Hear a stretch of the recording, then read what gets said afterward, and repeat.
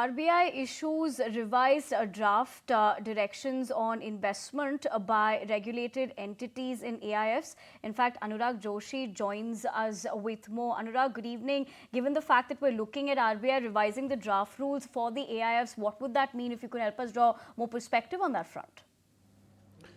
The Reserve Bank of India has unveiled revised draft guidelines, and these are on the investment by regulated entities into the alternative investment funds.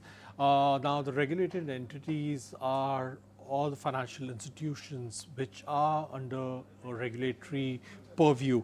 Now, the RBI has said that the investment in any AIF plan that has been capped at 10% of the corpus of the per regulated entity, and the combined investments of all regulated entities in an AIF that's been capped at 15%.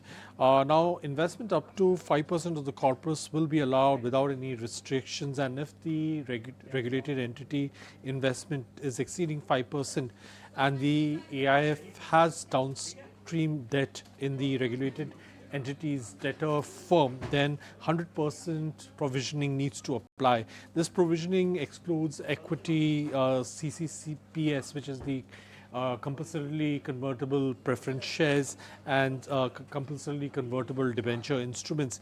The RBI may also exempt strategic AIFs set up in consultation with the government, and the revised norms will apply prospectively, and existing investments are to follow the extant rules, and the central bank has invited public comments for the same by June 8.